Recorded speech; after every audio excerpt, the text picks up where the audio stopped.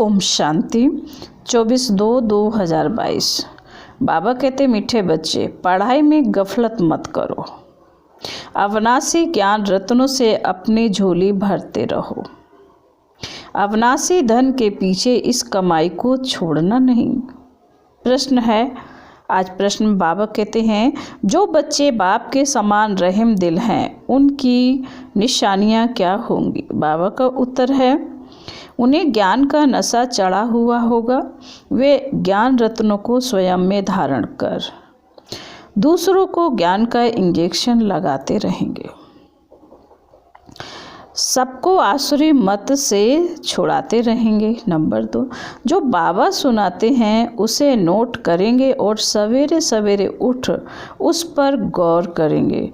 विचार सागर मंथन का कर सदा हर्षित रहेंगे। आज गीत है हमारे तीर्थ न्यारे। ओम शांति। शिव की जयंती कब होती है?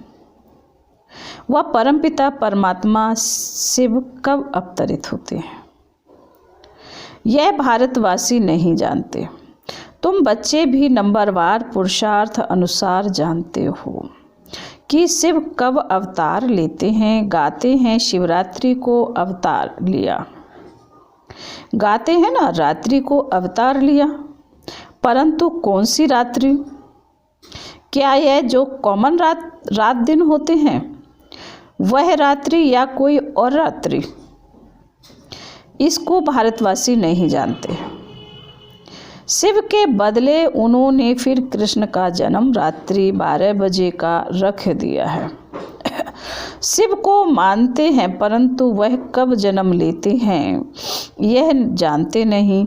शिव के अवतरण का दिन सबके लिए सबसे बड़ा दिन है, क्योंकि वह सर्व के सद्गति दाता हैं।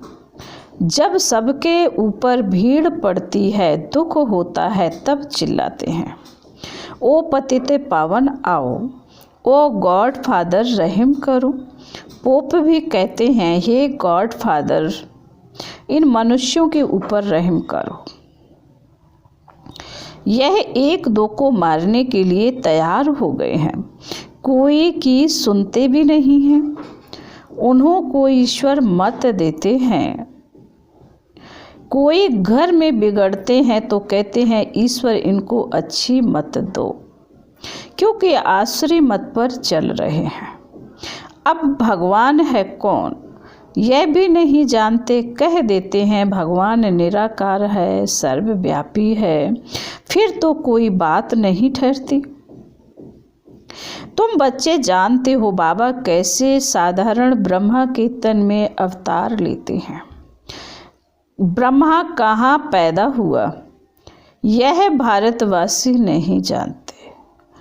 दादा का चित्र देख मूझते हैं, समझते हैं ब्रह्मा ने विष्णु की नाभि से जन्म लिया। अब नाभि से जन्म तो किसी का हो नहीं सकता। विष्णु कहाँ का रहने वाला, किसकी बायोग्राफी को जानते ही नहीं। क्या ब्रह्मा द्वारा विष्णु ने सब वेदों का सार सुनाया? ब्रह्मा को हाथ में वेद दे दिए हैं, यह भी नहीं हो सकता। बाप समझाते हैं, एक तो बच्चों को देही अभिमानी होकर यहाँ बैठना है। हम आत्मा परम पिता परमात्मा से इन कानों द्वारा सुन रहे हैं, परंतु बच्चे घड़ी घड़ी भूल जाते हैं। हम आत्माओं के साथ परमपिता परमात्मा वार्तालाप कर रहे हैं, जो सबका सद्गति दाता ज्ञान का सागर है। वो बैठ बच्चों को पढ़ाते हैं। यह सिवाय तुम्हारे किसी की बुद्धि में बैठता नहीं है, इसलिए इतना रिगार्ड नहीं रखते। अगर निश्चय है कि भगवान पढ़ाते हैं तो यह पढ़ाई एक सेकंड भी नहीं छोड़ सकते। यह पढ़ाई आधा पौना घंटा चलती है। बाप कहते हैं, सिर्फ मुझे याद करो। यह एक बात कभी नहीं भूलो, बाकी तो है विस्तार। बाबा समझाते हैं, यह जो वेद शास्त्र पढ़ना, दान पुण्य करना, यह जो भी करते आए हो, यह भी ड्रामा बना हुआ है। आधा समय ज्ञान और आधा समय भक्ति।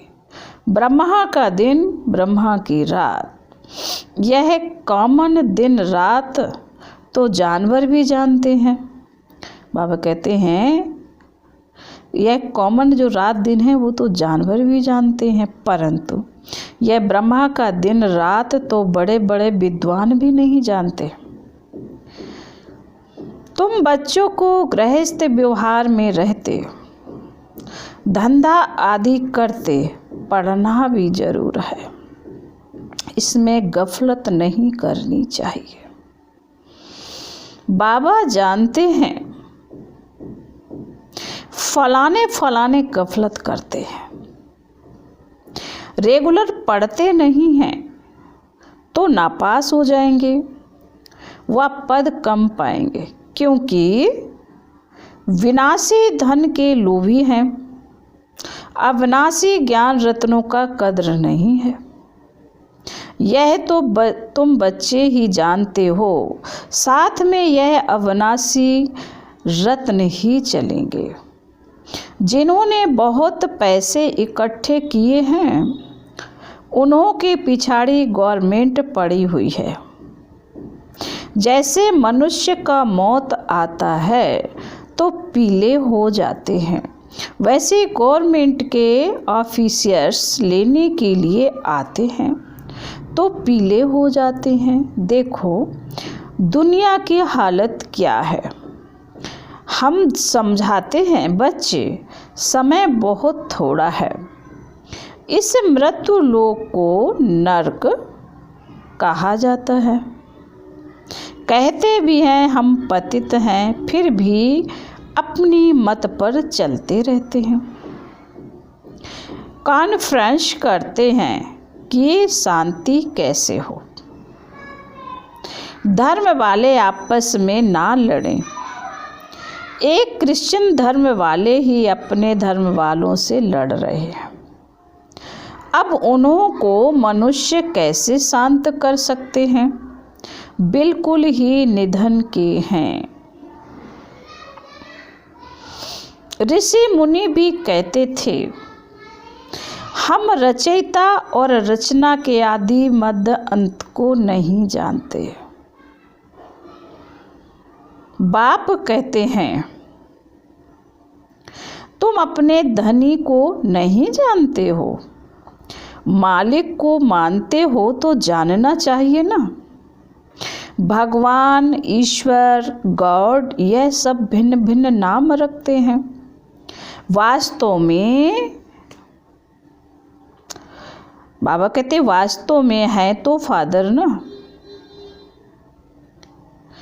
है तो फादर ना, हमारा रचयिता है, हम उनके बच्चे ठहरे। माँ बाप, बाप माँ और बच्चे, हम तो जैसे ईश्वरीय फैमिली ठहरे। माता पिता से तो जरूर वर्षा मिलना चाहिए। हम परम पिता परमात्मा की फैमिली हैं। बाप को सर्वव्यापी कह दें तो फैमिली हो ना सके। मालिक रचता की हम फैमिली हैं। आज से 5000 वर्ष पहले भी बाप ने बरोबर वर्षा दिया था। ना सिर्फ आप हमको परंतु सबको देते हैं। हमको जीवन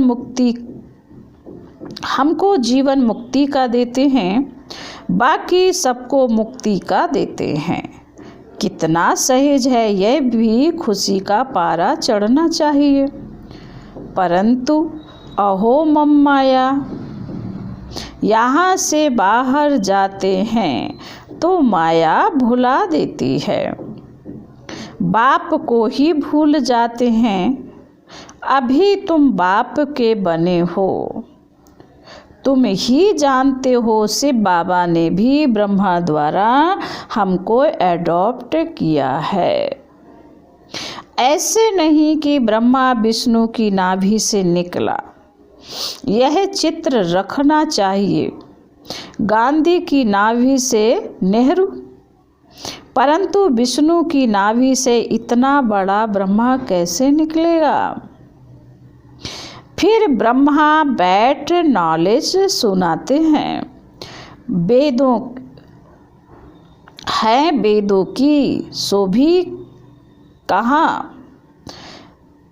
बाबा कहते हैं फिर ब्रह्मा बैठ नॉलेज सुनाते हैं, वेदों की सो भी कहाँ, क्या सूक्ष्म वतन में कुछ भी बुद्धि में नहीं बैठता। जिसको बाप से वर्षा लेना है वह तो यह सब बातें समझते हैं, बाकी सब कह देते हैं कल्पना है।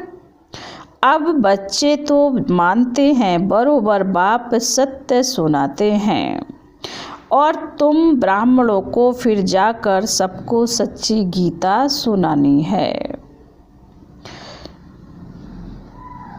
सब एक जैसा नहीं समझा सकते, वह नंबरवार राजधानी बन रही है। सब एक जैसा पढ़ न सके, धारणा कर फिर उस पर विचार सागर मंथन करना है। सुना, नोट किया, फिर बैठ ख्यालात करना चाहिए। आज बाबा ने क्या सुनाया, सवेरे उठकर गौर करना चाहिए। तुमको सब पर तरस पड़ना चाहिए। बाबा का फरमान है, अपनी रचना स्त्री बच्चों को भी समझाओ। पुरुष रचना रचते हैं अपने सुख के लिए, यह बेहद का बाप खुद सुख नहीं भोगते। कहते हैं बच्चों के लिए सारी मेहनत करता हूँ, तो जब धारणा हो तब नशा चढ़े।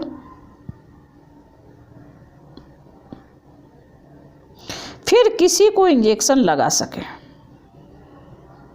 बाबा कहते जब धारणा हो तब नशा चढ़े, तो फिर किसी को इंजेक्शन लगा सकते। बाबा मिसल रहमदिल बनना है, आसुरी मत से सबको छुड़ाना है। कितनी भारी दुश्मनी है राम और रावण की। यह है रावण राज, वह है राम राज। मनुष्य तो कुछ नहीं जानते कि पावन कौन बनाते हैं, पतित कौन बनाते हैं। बाप कितना अच्छी रीति समझाते हैं, समझाने के लिए ही यह चित्र बनाए हैं। वर्ल्ड की हिस्ट्री ज्योग्राफी बाप ही समझाते हैं। इन चित्रों में बहुत अच्छा लिखा हुआ है। अब तुम बच्चे जानते हो, निराकार गॉड फादर सारे वर्ल्ड की रिलीजो पॉलिटिकल हिस्ट्री ज्योग्राफी बैठ सुनाते हैं। सुनते बहुत हैं परंतु समझते कुछ भी नहीं। वास्तव में यह चित्र अंधों के आगे आईना है। झाड़ और ड्रामा वह तो बहुत क्लियर है, यह बाप ने समझा कर बनवाए हैं। बाबा कहते हैं बाप ने समझा कर बनवाए हैं। इस समय अब अज्ञान नींद में सोए हुए हैं। तुम बच्चे रूहानी यात्रा पर ले जाते हो। रूहानी राही बनाने के लिए कितना ज्ञान देना पड़े। बुद्धि स्वच्छ चाहिए। इस पुरानी दुनिया से एकदम उपराम है। बाबा कहते हैं इस पुरानी दुनिया से एकदम उपराम। यह भी वंडर है। जहाँ अपना जड़ यादगार है वहाँ ही आकर बैठे हैं। वह जड़ है, यह चेतन है, बड़ा गुप्त राज है। जैसे हम गुप्त वैसे मंदिर यादगार भी गुप्त। मंदिर बनाने वाले कुछ नहीं जानते। बाप तुम्हें सब बातें समझाते हैं। प्रदर्शनी में अक्षर बहुत अच्छे होने चाहिए। तुम्हें समझाना भी बहुत अच्छी रीति चाहिए। आदमी आदमी को पहचानना भी चाहिए। बाबा कह रहे आदमी आदमी को पहचानना चाहिए। बड़े बड़े आदमी आते हैं, कोई अच्छी रीति समझते हैं, कोई तो कह देते हैं अच्छा लगता है, परंतु फुर्सत कहाँ। कोई कहते हैं कल से आकर समझेंगे, बाबा कह देते हैं तुम कभी नहीं आएंगे। बड़ा मुश्किल है, तुम जानते हो हम देवता बन रहे हैं, हम अपनी राजधानी स्थापन कर रहे हैं, हम राज्य करेंगे, परंतु यह दिल दर्पण में देखना चाहिए। हम राजा रानी बनेंगे या दास दासी या प्रजा। बाबा ने कहा यह दिल दर्पण में देखना चाहिए, हम राजा रानी बनेंगे या दास दासी व प्रजा। मधुबन में आकर ऐसा नशा चढ़ाकर जाओ जो फिर सदैव कायम रहे। फिर बाबा कहते अच्छा। मीठे मीठे सिकिल दे बच्चों प्रति माता पिता बाप दादा का याद प्यार और गुड मॉर्निंग। रूहानी बाप की रूहानी बच्चों को नमस्ते। हम रूहानी बच्चों को रूहानी माता पिता बाप दादा को याद प्यार गुड मॉर्निंग और नमस्ते। ओम शांति। धारणा के लिए मुख्य सार बाबा ने पहली पॉइंट में कहा है, इससे पुरानी दुनिया से उपराम रहना है। स्वच्छ बुद्धि बन ज्ञान धारण करके फिर दूसरों को धारण कराना है। विचार सागर मंथन करना है। बाप समान रहम दिल बन सबको आसुरी मत से छुड़ाना है। नंबर 2 में बाबा ने कहा है बाप समान रहम दिल बन सबको आसुरी मत से छुड़ाना वरदान है। परिवर्तन शक्ति द्वारा बीती को बिंदी लगाने वाले निर्मल और निर्माण भव। स्पष्टीकरण है, बाबा ने कहा परिवर्तन शक्ति द्वारा पहले अपने स्वरूप का परिवर्तन करो। मैं शरीर नहीं, मैं आत्मा हूँ। फिर स्वभाव का परिवर्तन करो। पुराना स्वरूप ही पुरुषार्थी जीवन में धोखा देता है, तो पुराने स्वभाव अर्थात नेचर का परिवर्तन करो। फिर है संकल्पों का परिवर्तन। व्यर्थ संकल्पों को समर्थ में परिवर्तन कर दो। इस प्रकार परिवर्तन शक्ति द्वारा हर बीती को बिंदी लगा दो तो निर्मल और निर्माण स्वतः बन जाएंगे।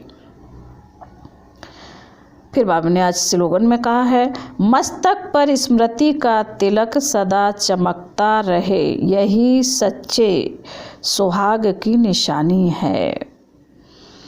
फिर आज बाबा ने दादियों की पुरानी डायरी से कुछ चुने हुए अनमोल रतन, दादियों की पुरानी डायरी से कुछ चुने हुए अनमोल रतन।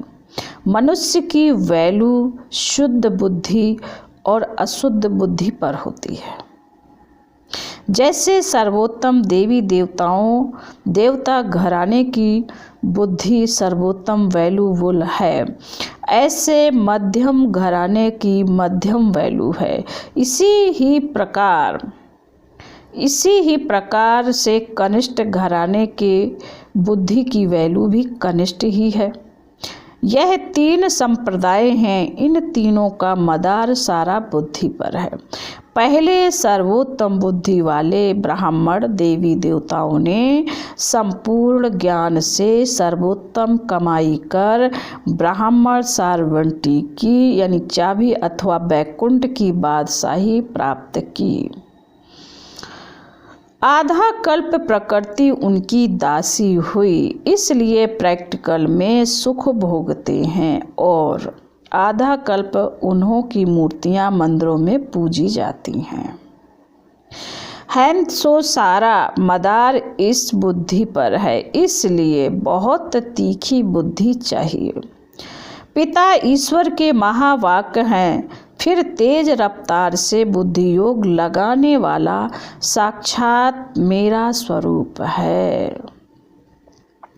बाबा अपने दैवी बच्चों को वंडरफुल सौगात दहेज में दे देते हैं। अभी तुम्हें कौन सी सौगात मिलती है? क्या अविनाशी ज्ञान धन की अंडरस्टूड है, परंतु उसके बाद क्या मिलता है? सारा श्रृंगार हुआ वंडरफुल बैकुंठ। ऐसी वंडरफुल सौगात तुम्हें दहेज में मिलती है, क्योंकि इस पिता का अपने बच्चों पर अति प्रेम है। वह कहते हैं वहाँ तो हर एक को अपना अपना माँ बाप जो होगा वो देगा, परंतु मैं तो अपने बच्चों को अभी ही दे दूँ ना। समझता है कि मेरे बच्चों को सब कुछ मिले तो उनकी दिल कैसे पूरी हो।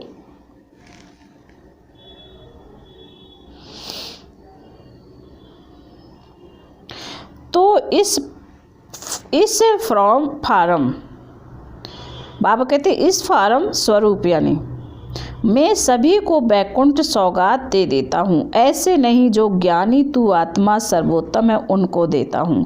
सर्वोत्तम का तो वहाँ भी कनेक्शन रहता है, परंतु मध्यम सर्वोत्तम दोनों को ही मिलता है, क्योंकि इस समय दैवी बच्चा होने कारण एक समान अति प्रेम रहता है, जिस कारण ऐसा बैकुंठ सौगात में दे देता हूँ जिसमें जन्म जन्मांतर सभी बच्चे सुख भोगते हैं। उस रॉयल घराने की महिमा और पूजन है। यह घराना रॉयल है तो उनकी A1 महिमा है। देखो लॉर्ड यानी कृष्णा की कितनी धूमधाम से महिमा करते हैं। यूरोपियन भी कहते हैं लॉर्ड कृष्णा। कृष्ण के पुजारी फिर कृष्ण का नाम लेकर कहते हैं हम कृष्ण पुजारी हैं। पूजा करने वाले पुजारी को ब्राह्मण का टाइटल देते हैं, जिससे प्रकृति उन्हों की भी दासी हो जाती है, लेकिन प्रैक्टिकल में उन्हों की लाइफ ब्राह्मणों की है नहीं। सिर्फ अपने पर यह टाइटल रखवाया है, अपना नामाचार किया है। सत्योग के सिवाय जो भी लॉज यानी कायदे हैं वह सब यहाँ से ही शुरू होते हैं। उन कायदों की स्थापना पहले यहाँ होती है। जो लॉ यहाँ मर्ज रूप में रहता है वहाँ इमर्ज हो प्रैक्टिकल स्वरूप लेता है। जो यहाँ से ज्ञान उठाया जाता वो अंतमते सो गति हो जाती है। बाबा कह रहे हैं सो अंतमति सो गति हो जाएगी। यहाँ की जो मत है उनसे वहाँ प्रैक्टिकल स्वरूप लेता है। बाबा कहते जो यहाँ की मत है, जो यहाँ से ज्ञान उठाया जाता वो अंतमते सो गति हो जाएगी। यहाँ की जो मत है उसने वहाँ प्रैक्टिकल कदम उठाया जाता है, उनसे वहाँ प्रैक्टिकल कदम उठाया जाता है। सोच किया जाता है ना, कहते हैं सोच कर कदम उठाओ। कदम पहले नहीं उठाया जाता है, यहाँ पहले सोचा जाता है फिर वहाँ कदम उठाया जाता है। यहाँ सोच इमर्ज है तो कदम मर्ज है, वहाँ कदम मर्ज है तो सोच मर्ज है। अगर मनुष्य की बुद्धि शालिम है तो सब कुछ है। बुद्धि बहुत विशाल चाहिए। इस डिवाइन फादर का इतना गायन क्यों है? क्योंकि विशाल बुद्धि वाले हैं। बुद्धि से ही मनुष्य राजा और बुद्धि से ही मनुष्य रंक बनता है। बुद्धि सभी कर्मेंद्रियों में श्रोमणी गाई जाती है। विशाल बुद्धि वाली डिवाइन आत्मा का मस्तक चमकता है, क्योंकि बुद्धि में सारा ज्ञान भरा है। वो फिर जब अन्न को अपनी बुद्धि रूपी तिजोरी से ज्ञान के रत्न निकाल देता है तो उनकी चमक दिखाई देती है, जिसके लिए डिवाइन फादर की महिमा निकलती है। परंतु नंबर वार उन्हों में भी श्रोमणी डिवाइन फादर प्रजापिता ब्रह्मा की महिमा गाई